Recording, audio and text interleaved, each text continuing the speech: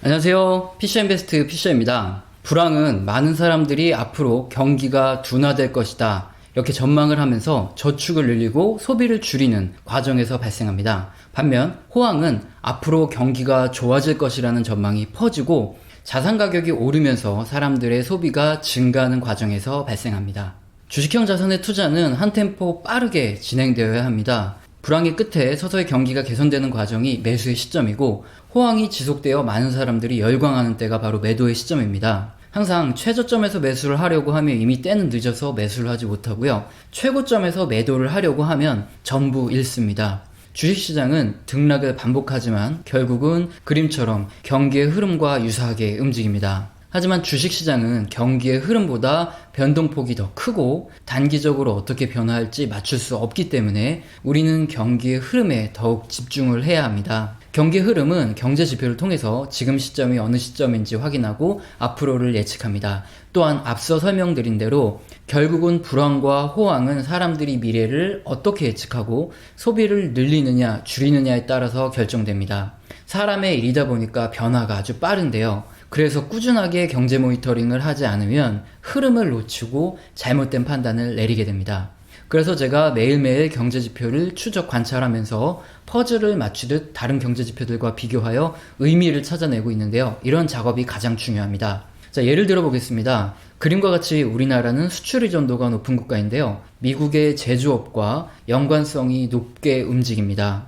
우리가 주로 판매하는 제품들이 반도체 및 화학, 철강 등 산업의 원자재에 해당하는 이런 제품들이기 때문입니다. 자, 이때 단순히 코스피가 당장 다음 주 아니면 다음 달 오를까 떨어질까를 예상하면서 기관 수급이나 외국인 수급 뉴스를 보면서 연구한다고 맞출 수 있을까요? 그렇게 쉽게 맞출 수 있다면 누구나 선물 옵션에 투자해서 큰 부자가 됐겠죠. 피해 수급 이런 것들 예측한다고 맞출 수가 없습니다. 변화가 워낙 크니까요.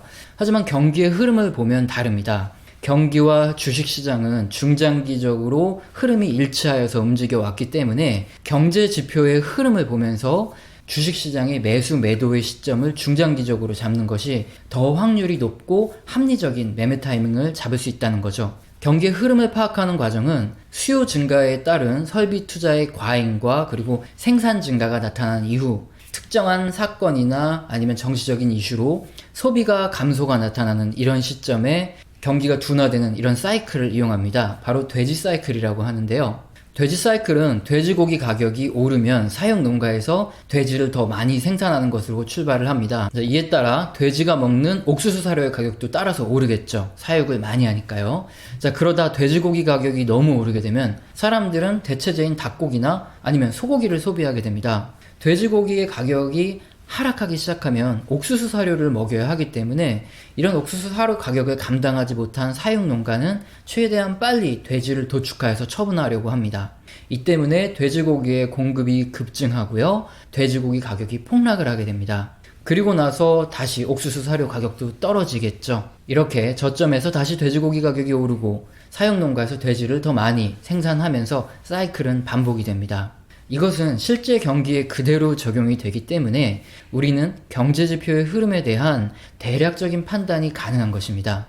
경기 흐름에 맞게 주식시장의 매매 타이밍을 잡고 중장기적으로 대응해 나가는 것이 바로 우리의 투자 방법입니다. 오늘도 경제지표를 추적 관찰하면서 지금 경기의 위치가 어디고 흐름을 파악한 후 매매 타이밍을 한번 잡아보겠습니다. 먼저 살펴볼 지표는 미시간대 소비자심리지수입니다. 5월 17일 발표된 미시간대 소비자심리지수 예비치는 102.4로 아주 양호하게 발표되었습니다. 미시간대 소비자심리지수를 보시면 2001년 IT버블 당시와 2008년 금융위기 당시 회색의 음영 부분으로 표시가 되어 있죠. 당시 소비심리가 먼저 하락을 하고 난 이후 증시가 폭락이 왔던 것을 확인할 수 있습니다. 소비심리가 연속적으로 둔화되기 시작한다면 경기 둔화가 발생할 가능성이 있고요. 이에 따라서 주식을 매도해야 할 시점을 소비자 심리의 변화율 그래프를 보면 좀 더 확연하게 드러나는데요. 그림에서 하늘색은 미시간대 소비자 심리 지수 증가율이고요. 갈색은 나스닥 지수 증가율입니다. 그림을 보시면 소비 심리가 살아나는 구간에서 주식시장도 상승합니다. 반대로 소비 심리가 둔화되기 시작하면 증시도 하락할 가능성이 높아지는데요. 이 때문에 소비 심리 하락의 구간에서는 주식을 매도해야 할 수 있으니까 주의를 해야 되겠죠. 이렇게 소비가 주식시장과 연관된 이유는 소비가 살아나면 생산이 증가하고요. 제조업이 살아나겠죠. 고용이 증가하고 투자가 증가하고 인플레이션이 발생하면서 경제가 성장하기 때문에 소비가 살아나면서 주식시장이 상승하는 이런 원리입니다. 이에 따라서 소비자 심리지수가 살아난다면 앞으로 증시가 상승할 가능성이 아주 높다는 것을 알 수 있죠. 이제 미시간대 소비자 심리지수를 어떻게 실전에 적용하는지 먼저 배웠으니까 지표가 무엇이고 이번에 발표된 수치가 어떤 의미를 갖는지 한번 알아보겠습니다. 미국의 GDP에서 70%가 바로 소비가 차지할 만큼 소비는 미국 경제에서 아주 중요합니다. 미시간대 소비자 심리 지표는 미국의 약 500개 가구를 대상으로 재산 상황, 경기, 가전제품에 대한 소비 등에 대해서 설문조사를 통하여 소비 심리를 파악합니다. 자, 이때 미리 도착한 설문지를 근거로 예비치를 발표하고요. 나중에 도착한 설문을 종합하여 확정치를 발표합니다. 지금 발표된 수치는 예비치이고요. 확정치와 확연하게 큰 차이를 보이지는 않습니다. 지난 5월 17일 발표된 확정치는 102.4로 최근 1년간 가장 높은 수치입니다.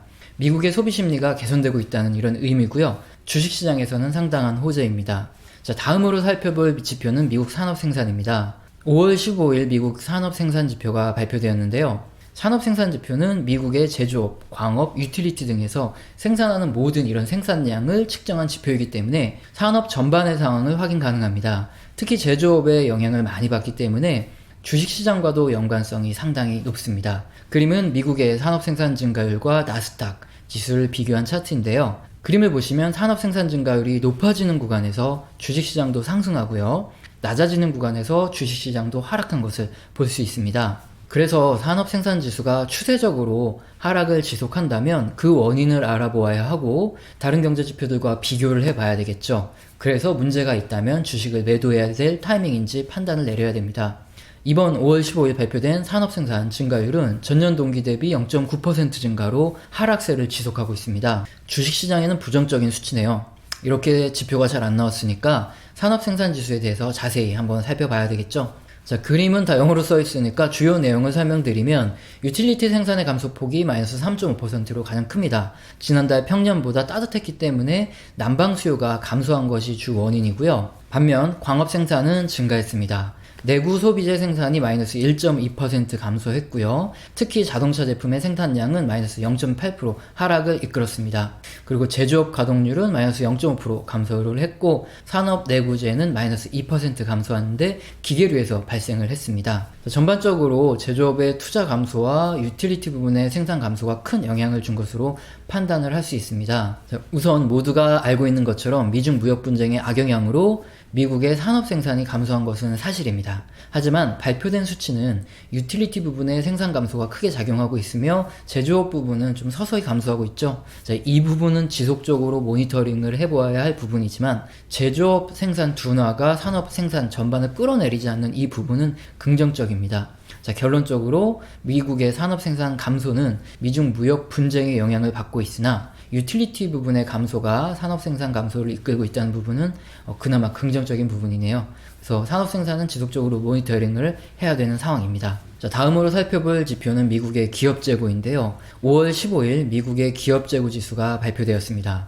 제조업과 도소매업의 미판매 제품 액수를 기준으로 산출을 하는데요. 그림은 미국의 재고와 코스피의 관계입니다. 재고가 증가하는 구간에 코스피가 상승할 확률이 높고요. 반대로 재고가 감소하는 구간에 코스피가 하락하거나 보합세를 유지할 확률이 높다는 것을 알 수 있습니다. 자, 이유는 우리나라가 반도체 및 화학, 철강 등 원자재가 되는 제품의 수출 비중이 높기 때문인데요. 주요 수출국인 미국이 재고를 늘리는 구간에서 우리나라의 수출도 증가하고 이것이 우리나라의 주식 상승으로 연결됩니다. 반대로 미국이 재고를 감소시키는 이 구간에서는 우리나라 생산도 감소할 가능성이 높죠. 우리나라 수출도 감소하고요. 그래서 주식시장이 하락할 확률이 높습니다.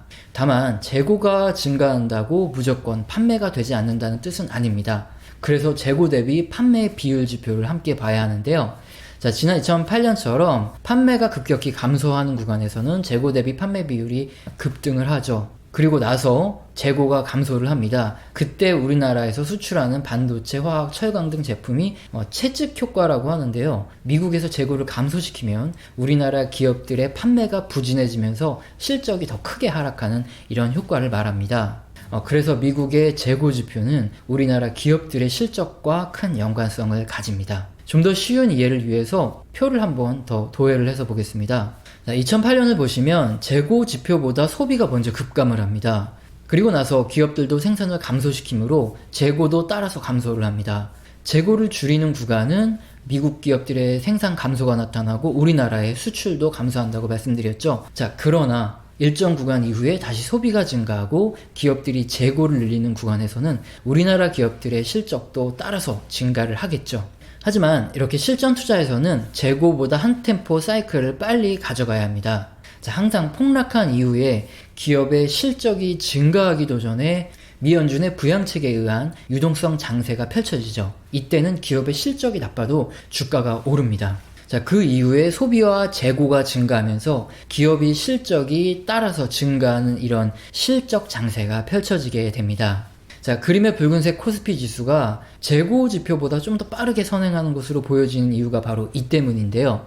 유동성 장세가 먼저 펼쳐지고 그 다음에 실적 장세에 따라서 증시가 반응을 해서 오르기 때문입니다. 미국의 재고 지표 및 재고대 판매 지수를 통해서 우리나라 기업들의 실적 방향성을 파악할 수 있겠죠.